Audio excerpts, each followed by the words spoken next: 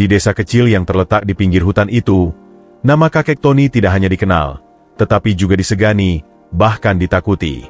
Di usianya yang telah mencapai 60 tahun, ia berdiri sebagai simbol kekuasaan yang tidak tergoyahkan. Kebun karet miliknya adalah sumber mata pencaharian terbesar bagi sebagian besar penduduk desa, tetapi juga menjadi simbol keserakahan yang mematikan. Kakek Tony memulai semuanya dengan ambisi besar. Ia adalah anak seorang petani miskin, tetapi Tony muda tidak puas dengan kehidupan sederhana yang diwariskan kepadanya.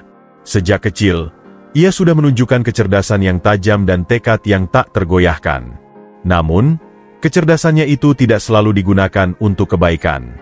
Ia sering menipu anak-anak desa dalam permainan, mengambil uang mereka dengan dalih taruhan yang tidak adil. Ketika usianya mencapai 20 tahun, ia mulai masuk ke dunia bisnis kecil-kecilan dengan meminjam uang dari seorang saudagar kaya di kota. Uang itu ia gunakan untuk membeli beberapa hektar lahan kecil di pinggir desa. Tidak lama kemudian, ia memperluas kepemilikannya dengan cara yang tidak adil. Ia memanfaatkan kebutuhan warga desa yang mendesak, menawarkan pinjaman dengan bunga tinggi, lalu mengambil alih tanah mereka ketika mereka tidak sanggup melunasi. "Aku hanya menjalankan bisnis," kata Tony setiap kali ada yang mempertanyakan tindakannya. Baginya, tidak ada ruang untuk belas kasih dalam dunia ini. Ia percaya bahwa kekuasaan dan kekayaan adalah hal yang mutlak untuk bertahan hidup. Namun, bukan hanya caranya yang licik yang membuatnya ditakuti. Kakek Tony memiliki kemampuan berbicara yang memikat, membuat orang-orang terjebak dalam janji-janji manisnya. Ia tahu kapan harus menunjukkan keramahan dan kapan harus menjadi kejam. Warga desa yang berani menentangnya akan segera kehilangan pekerjaan, rumah, atau bahkan keluarganya. Di balai desa, ia selalu mendapatkan tempat duduk istimewa, bahkan lebih tinggi daripada kepala desa sendiri. "Tony adalah tulang punggung desa ini," kata kepala desa suatu kali. Namun, semua orang tahu, kepala desa itu tidak lebih dari boneka yang dikendalikan oleh kakek Tony. Sementara itu, kebun karetnya terus berkembang. Tony seringkali memasuki hutan dan menebang pohon-pohon besar untuk membuka lahan baru. Ia tidak peduli pada peringatan para tetua desa yang berkata bahwa hutan itu suci, rumah bagi makhluk-makhluk mistis yang menjaga keseimbangan alam. Tidak ada yang namanya roh atau dewa di dunia ini. Hanya ada orang kuat dan orang lemah, ujarnya dengan nada meremehkan. Namun, tidak semua warga desa memujanya. Di balik pintu-pintu tertutup, para ibu dan anak-anak sering berbisik tentang ketakutan mereka. Mereka tahu bahwa Tony tidak hanya mengambil tanah, tetapi juga kebebasan dan kebahagiaan mereka. Para lelaki yang bekerja di kebunnya sering pulang dengan tubuh lelah dan upah yang tidak sepadan. "Kita ini seperti sapi perah bagi Tony," kata salah seorang pekerja suatu malam. "Tapi siapa yang berani melawan?" Kisah kakek Tony adalah kisah tentang seorang pria yang naik ke puncak dengan cara-cara yang kejam. Seorang yang percaya bahwa dunia hanya milik mereka yang kuat. Namun, di balik semua kekuasaan dan kekayaan itu, ada harga yang harus dibayar. Sebuah harga yang tidak ia sadari telah menantinya di kegelapan hutan. Di sana, sesuatu yang lebih tua dari kebun karetnya, lebih kuat dari kekayaannya, dan lebih kejam dari dirinya sendiri sedang menunggu waktu untuk bangkit. Kekayaan kakek Tony tidak hanya membuatnya menjadi raja kecil di desa itu, tetapi juga memberinya kekuasaan yang hampir mutlak atas hidup orang-orang di sekitarnya. Dengan kekuasaan itulah, ia menjalani kehidupan yang bagi banyak orang tampak seperti sebuah mimpi. Namun, mimpi itu sebenarnya adalah mimpi buruk bagi mereka yang terpaksa menyerahkan hidupnya kepada Tony, termasuk ketiga istrinya. Tony memiliki 3 istri yang semuanya jauh lebih muda darinya. Mereka adalah hasil dari keserakahan dan kebengisan Tony, bukan cinta yang tulus. Setiap istri memiliki kisah tragis yang bermula dari kemiskinan keluarga mereka. Istri pertama, Sari, adalah anak seorang petani miskin yang memiliki utang kepada Tony. Ayah Sari meminjam uang untuk membeli bibit padi dan membangun rumah kecil untuk keluarganya. Namun, musim hujan yang tidak menentu menyebabkan sawahnya gagal panen. Ketika ayahnya tidak mampu membayar utang yang terus menumpuk karena bunga tinggi, Tony datang dengan senyumnya yang dingin. "Jika kau tidak bisa membayar dengan uang, maka berikan sesuatu yang lebih berharga," katanya sambil melirik arah Sari, yang saat itu baru berusia 17 tahun. Tidak lama setelah menikahi Sari, Tony mengincar gadis lain di desa, Mira, yang menjadi istri keduanya. Mira adalah seorang gadis cantik dari keluarga yang dikenal sebagai pengrajin anyaman bambu. Ayah Mira meminjam uang kepada Tony untuk membeli bahan baku, tetapi penjualan yang buruk membuatnya tidak bisa melunasi utangnya. Tony, dengan senyumnya yang penuh tipu daya, memberikan tawaran yang sama seperti kepada keluarga Sari. Mira, yang saat itu berusia 18 tahun, dipaksa menerima perjodohan itu meskipun hatinya dipenuhi ketakutan. Istri ketiga, Lina, adalah yang termuda di antara mereka. Lina baru berusia 16 tahun ketika Tony menjadikannya pembayaran atas utang pamannya. Berbeda dengan Sari dan Mira yang masih mencoba menyesuaikan diri, Lina sering menangis di sudut rumah besar Tony. Ia terlalu muda untuk memahami apa yang terjadi, tetapi ia tahu bahwa hidupnya tidak lagi menjadi miliknya. Ketiga istri Tony hidup dalam ketakutan yang sama. Mereka tidak hanya takut pada Tony, tetapi juga pada satu sama lain. Tony sengaja menciptakan persaingan di antara mereka, membuat mereka saling iri dan tidak percaya. "Kalian harus bersaing untuk mendapatkan perhatianku," ujar Tony suatu kali dengan nada mengejek. Namun, di balik wajah dingin ketiga istrinya, tersimpan kesedihan yang mendalam. Mereka seringkali berbicara diam-diam di dapur, atau saat Tony sedang pergi ke kebunnya. "Kita semua adalah korban," bisik Sari kepada Mira suatu malam. "Tapi apa yang bisa kita lakukan? Dia memiliki segalanya. Kita tidak punya apa-apa." Sementara itu, Tony tidak hanya puas dengan memiliki 3 istri. Ia juga terus memanfaatkan pria-pria desa untuk bekerja di kebun karet miliknya. Tony adalah seorang majikan yang kejam. Upah yang ia berikan sangat kecil, tidak cukup untuk memenuhi kebutuhan sehari-hari. Namun, para pekerja tidak punya pilihan lain selain bekerja untuknya. Jika mereka berhenti, mereka akan kehilangan satu-satunya sumber pendapatan yang mereka miliki. Selain itu, Tony memiliki kebiasaan memanipulasi para pekerja dengan memberikan pinjaman uang. "Kalian butuh uang? Aku bisa membantu," katanya dengan nada ramah. Namun, bantuan itu selalu datang dengan bunga tinggi yang membuat mereka semakin terperangkap dalam lingkaran utang.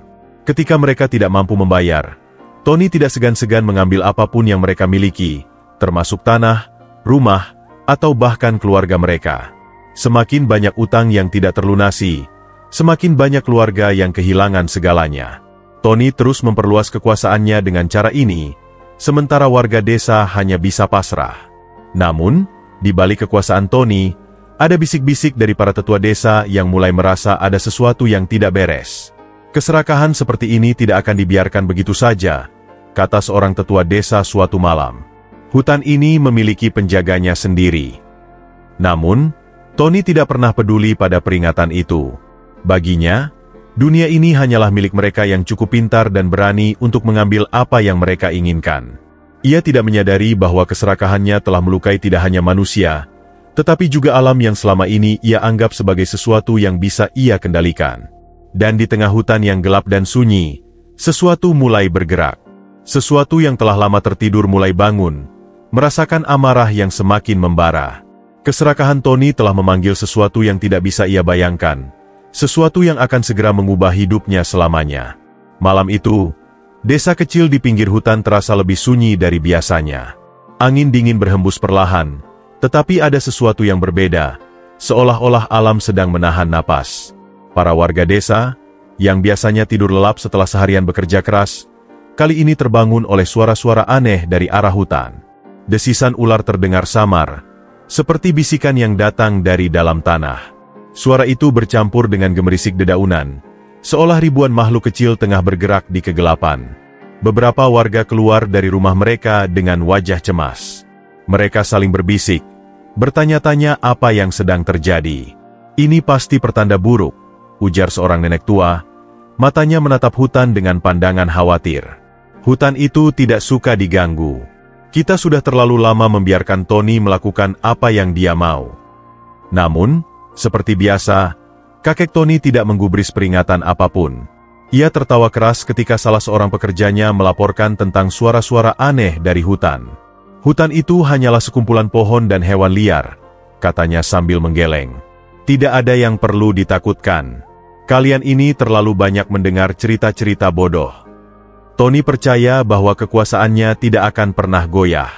Baginya, segala sesuatu yang ada di dunia ini bisa dikendalikan dengan uang dan kekuatan. Namun, apa yang terjadi keesokan harinya mulai menggoyahkan kepercayaannya itu. Saat pagi tiba, para pekerja yang menuju kebun karet milik Tony dikejutkan oleh pemandangan mengerikan. Sebagian besar pohon karet di kebun itu layu dalam semalam. Daun-daun yang biasanya hijau segar kini berubah menjadi coklat, berguguran dengan cepat. Getah yang biasanya mengalir deras dari batang pohon kini hampir tidak ada sama sekali. Hanya tetesan kecil yang berwarna kehitaman, seperti darah yang membeku. Para pekerja segera melaporkan kejadian itu kepada Tony, yang langsung bergegas ke kebun dengan wajah merah padam. "Apa yang kalian lakukan semalam? Apakah kalian ceroboh? Atau kalian mencoba merusak kebun ini?" Tony berteriak. Matanya menyala penuh kemarahan. "Kami tidak melakukan apa-apa, Tuan," jawab salah satu pekerja dengan suara gemetar. "Kami bahkan tidak masuk ke kebun semalam. Semua ini terjadi begitu saja."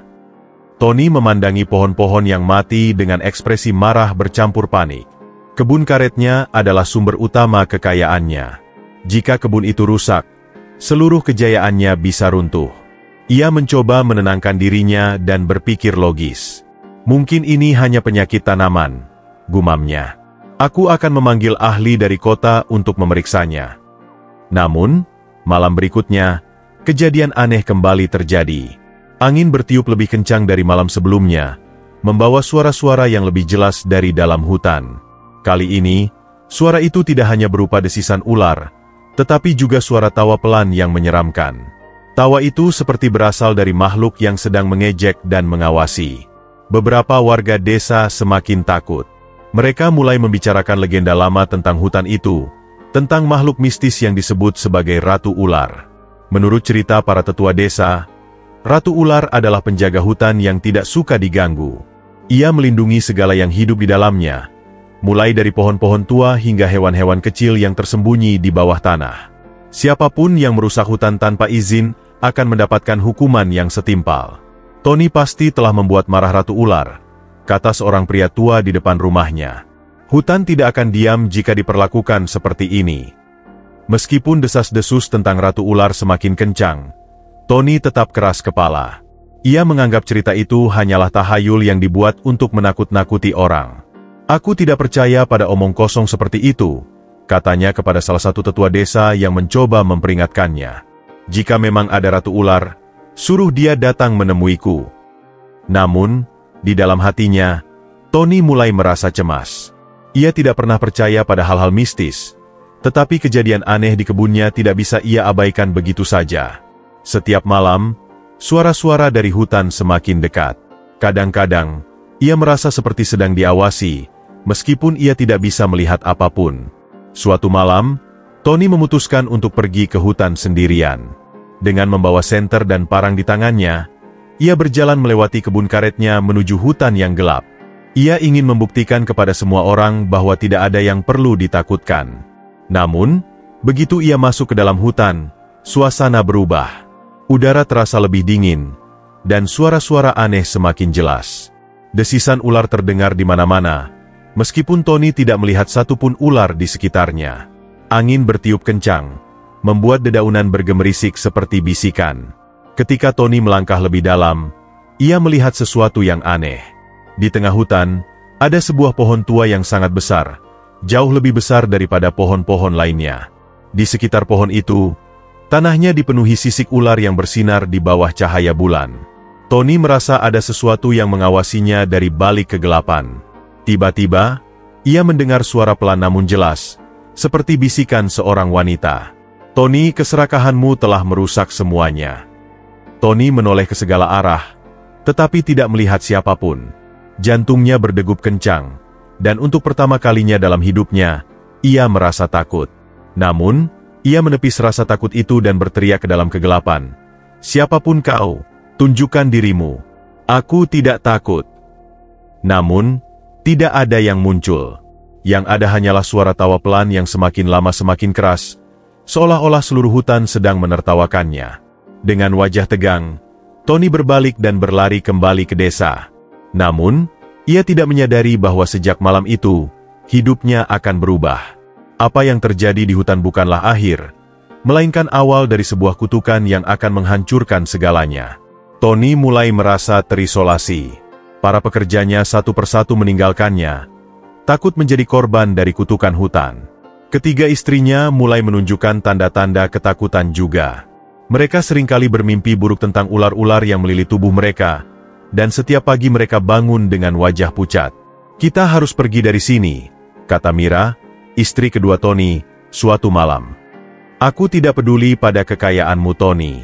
Aku tidak ingin mati di tempat ini."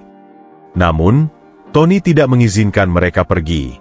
Ia menganggap semua ini hanyalah cobaan yang akan berlalu. "Aku tidak akan meninggalkan apa yang sudah kubangun dengan susah payah," katanya dengan nada keras. "Ini semua hanyalah kebetulan." Namun, jauh di dalam hutan, Ratu Ular tahu bahwa waktunya sudah dekat. Kutukannya baru saja dimulai, dan Tony belum melihat akhir dari penderitaannya. Dengan senyum dingin, ia melafalkan mantra terakhirnya. "Ketika manusia lupa pada batasnya, alam akan mengingatkan mereka," gumam Ratu Ular sambil melilitkan tubuhnya pada pohon suci. "Dan kau, Tony, akan menjadi contoh bagi mereka yang lupa bahwa keserakahan selalu memiliki harga yang harus dibayar."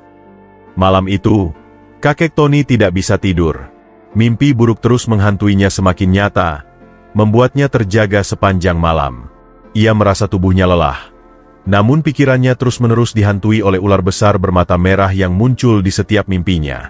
Suara desisan ular seolah-olah menggema di telinganya, meskipun ia tahu bahwa di dalam kamarnya yang besar dan megah, tidak ada makhluk lain selain dirinya. "Apa yang sedang terjadi padaku?" gumamnya sambil memegangi kepalanya. Ia merasa ada sesuatu yang salah, tetapi ia tidak mau mengakuinya. Ego dan kesombongannya tidak mengizinkan dirinya berpikir bahwa semua ini adalah akibat dari perbuatannya. Ketika akhirnya ia terlelap karena kelelahan, mimpi yang lebih mengerikan datang. Dalam mimpinya, ia berdiri di tengah hutan, tetapi hutan itu tampak berbeda. Pohon-pohon yang biasanya hijau kini berubah menjadi hitam, layu seperti terbakar dari dalam. Tanah di bawah kakinya retak, mengeluarkan asap tipis yang berbau busuk. Di sekelilingnya, ribuan ular melata, mengawasinya dengan tatapan dingin. Di antara ular-ular itu, muncul seekor ular besar yang jauh lebih besar dari yang lainnya. Sisiknya berwarna emas berkilauan di bawah cahaya bulan, dan matanya merah menyala seperti bara api. Ular itu mendekat dengan gerakan perlahan, namun setiap gerakannya membawa hawa dingin yang menusuk. "Tony," suara ular itu terdengar berat dan menggema, seperti datang dari dalam bumi. "Aku telah memberimu peringatan, namun kau tidak mendengarkan. Kau telah merusak keseimbangan alam dan melukai banyak makhluk dengan keserakahanmu. Kini, waktunya kau membayar harga dari semua perbuatanmu." Tony mencoba berbicara, tetapi suaranya terhenti di tenggorokan. Tubuhnya terasa kaku, seperti dililit oleh sesuatu yang tak terlihat. Ular itu mendekatkan wajahnya ke Tony, dan saat itu Tony melihat pantulan dirinya di mata ular tersebut. Namun, ia tidak lagi melihat manusia. Ia melihat dirinya berubah, kulitnya bersisik, tangannya menyerupai cakar, dan tubuhnya melilit seperti seekor ular. Ketika Tony terbangun, ia mendapati tubuhnya dalam kondisi aneh. Tangannya terasa kaku, dan ketika ia menatapnya, ia terkejut melihat kulitnya berubah menjadi bersisik. Sisik-sisik itu berwarna gelap, berkilauan di bawah cahaya lilin di kamarnya. Ia berlari ke cermin besar di sudut kamar dan terkejut melihat bayangannya. Wajahnya masih wajah manusia, tetapi tubuhnya mulai berubah. "Apa yang terjadi padaku?" teriaknya dengan suara serak. Ia merasakan ketakutan yang belum pernah ia rasakan sebelumnya. Tangannya gemetar saat ia mencoba menyentuh wajahnya, tetapi sisik-sisik di tubuhnya terasa dingin dan kasar, seperti kulit ular yang sebenarnya. Hari itu, Tony tidak keluar dari kamarnya. Para istrinya, yang biasanya melayani kebutuhannya, mulai merasa ada sesuatu yang salah. Mereka mencoba masuk ke kamar Tony, tetapi pintunya terkunci rapat. "Kakek Tony, kau baik-baik saja?" tanya Mira, istri keduanya, dengan nada khawatir. "Jangan ganggu aku," teriak Tony dari dalam. Suaranya terdengar berat dan penuh kemarahan, tetapi di balik itu ada ketakutan yang jelas. Di dalam kamarnya, Tony mencoba mencari cara untuk menghentikan perubahan pada tubuhnya. Ia membasuh tubuhnya dengan air, menggosok sisik-sisik itu dengan kain, bahkan mencoba berdoa, meskipun ia bukanlah orang yang religius. Namun, tidak ada yang berhasil. Sisik-sisik itu terus menyebar, merambat dari tangannya ke lengannya, lalu ke dadanya. Ketika malam tiba, Tony kembali dihantui oleh mimpi yang sama. Kali ini, ular besar itu berbicara lebih jelas. Kutukan ini tidak akan berhenti sampai kau merasakan penderitaan yang sama seperti yang kau sebabkan pada orang lain. Kau akan kehilangan segalanya, Tony. Hartamu, keluargamu, bahkan dirimu sendiri. Pagi harinya, perubahan Tony semakin terlihat. Para istrinya akhirnya mendobrak pintu kamar dan menemukan Tony dalam keadaan yang mengerikan.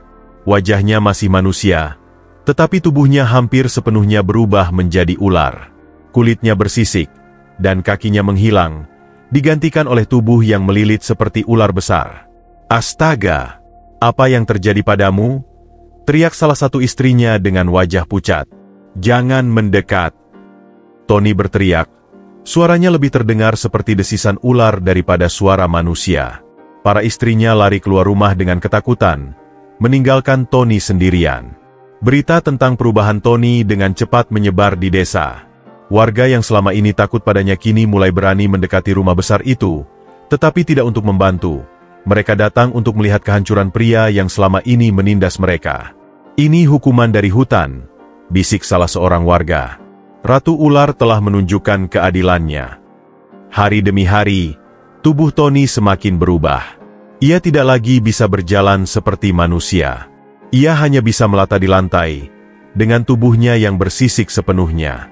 "Aku tidak pantas dihukum seperti ini," teriak Tony di rumahnya, tetapi suaranya hanya terdengar seperti desisan ular yang tidak dimengerti oleh manusia. Di dalam hutan, Ratu Ular mengawasi dari kejauhan, senyum dingin terlukis di wajahnya. "Keserakahanmu telah menghancurkan banyak jiwa, Tony," bisiknya. "Dan kini, kau akan merasakan penderitaan yang kau berikan kepada orang lain. Kau akan hidup terasing, seperti ular yang selalu kau abaikan." Pagi itu, kakek Tony keluar dari rumahnya dengan tubuh yang sepenuhnya berubah. Kulitnya tertutup sisik hitam yang keras dan mengkilap, tubuhnya melata seperti seekor ular, dan matanya kini berkilauan merah seperti makhluk buas. Suaranya tidak lagi terdengar seperti manusia, ia hanya bisa mengeluarkan desisan yang menyeramkan. Desa yang biasanya sibuk dengan aktivitas pagi berubah menjadi hening saat Tony muncul di depan rumahnya. Warga yang kebetulan melihatnya langsung berteriak ketakutan dan berlari ke rumah masing-masing, menutup pintu rapat-rapat. "Tolong aku!" Tony mencoba berbicara, tetapi desisannya membuat kata-katanya tidak jelas. Ia melata menuju balai desa, tempat kepala desa biasanya bekerja. Harapannya sederhana, ia ingin mencari jawaban, ingin tahu apa yang sedang terjadi padanya, dan yang paling penting, bagaimana cara menghentikannya. Namun, ketika ia tiba di sana, kepala desa dan beberapa pejabat lainnya yang melihatnya langsung mundur dengan wajah ketakutan. "Pergi dari sini, Tony!" seru kepala desa dengan gemetar. "Ini balasan dari hutan untuk semua perbuatanmu. Kami tidak bisa membantumu." "Tolong aku," Tony mencoba menjelaskan, tetapi tubuhnya yang menjijikan membuat mereka tidak mau mendengarkan. Warga yang berkumpul di sekitar balai desa mulai berbisik-bisik. "Dia dikutuk," teriak salah seorang warga. "Ini hukuman untuk semua keserakahannya," seru yang lain. Warga yang dulu takut padanya kini menunjukkan keberanian mereka, tetapi bukan untuk mendukungnya, melainkan untuk menghukumnya dengan ejekan dan cemoohan. Batu-batu kecil dilemparkan ke arah Tony oleh beberapa anak-anak desa yang sebelumnya dipaksa bekerja di kebun karetnya. Para wanita yang keluarganya pernah menjadi korban kerakusannya menutup pintu rapat-rapat, menghindari pandangan Tony dengan jijik. Istrinya yang terakhir meninggalkannya adalah Mira, istri kedua yang sebelumnya mencoba memperingatkan Tony tentang peringatan dari hutan. Ia berdiri di ambang pintu rumah mereka, menatap Tony dengan air mata yang mengalir di wajahnya. "Aku sudah memperingatkanmu," katanya dengan suara gemetar. "Tetapi kau tidak mau mendengarkan. Kini, kau menuai apa yang kau tanam." Setelah mengatakan itu, ia pergi tanpa menoleh lagi. Tony akhirnya menyadari bahwa tidak ada yang tersisa untuknya di desa. Tidak ada tempat di mana ia diterima, tidak ada orang yang mau mendengarnya, dan tidak ada yang mau peduli. Dengan berat hati, Ia melata menuju pinggiran hutan, tempat yang menjadi sumber dari semua penderitaannya. Kini, Tony tidak lagi dikenal sebagai raja desa. Ia menjadi makhluk yang ditakuti dan dihindari, bahkan oleh orang-orang yang dulu tunduk padanya. Rumah besarnya menjadi kosong, dan kebun karetnya dibiarkan layu. Tony hanya bisa melata di pinggir hutan, menyesali semua perbuatannya. Namun, penyesalannya tidak akan pernah cukup untuk menghapus kutukan yang telah diberikan kepadanya. Ketika malam tiba, Tony duduk di bawah pohon tua di tepi hutan. Udara dingin malam menusuk kulitnya yang bersisik, tetapi ia tidak lagi merasa seperti manusia yang butuh kehangatan. Tubuhnya yang setengah ular perlahan menyesuaikan diri dengan lingkungan.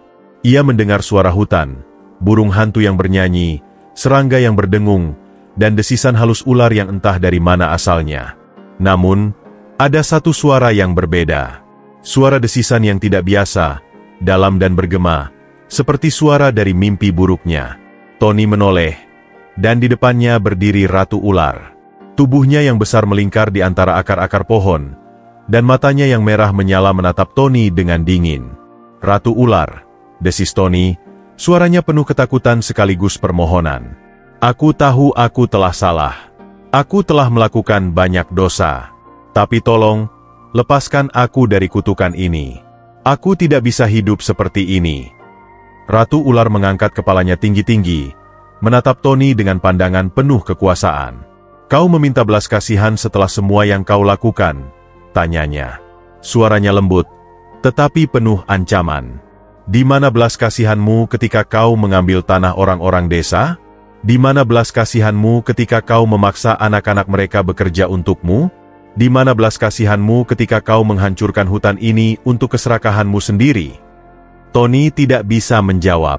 Kata-kata Ratu Ular menusuk hatinya seperti pisau tajam. Ia hanya bisa menunduk. Tubuhnya melata lebih rendah ke tanah seolah meminta ampun. "Aku memberimu peringatan," lanjut Ratu Ular. "Namun, kau tidak mendengarkan. Kau bahkan mengejek kekuatan alam ini. Kini, kau harus menerima takdirmu." Tony memohon dengan suara gemetar. "Aku bersumpah, aku akan memperbaiki semuanya. Aku akan mengembalikan tanah mereka. Aku akan menanam kembali pohon-pohon yang telah kutebang. Aku akan melakukan apa saja. Tolong, beri aku kesempatan." Ratu Ular terdiam, menatap Tony dengan tatapan tajam. Perbaikan tidak bisa dilakukan dengan kata-kata Tony. Kau harus membuktikannya dengan tindakan. Kutukan ini adalah hukumanmu, tetapi juga ujianmu. Jika kau benar-benar ingin menebus dosamu, kau harus hidup seperti ini, memahami rasa sakit yang telah kau sebabkan pada orang lain, dan mengabdikan hidupmu untuk memperbaiki apa yang telah kau hancurkan. Tony hanya bisa menunduk, menyadari bahwa tidak ada jalan lain. "Aku akan melakukannya," katanya pelan.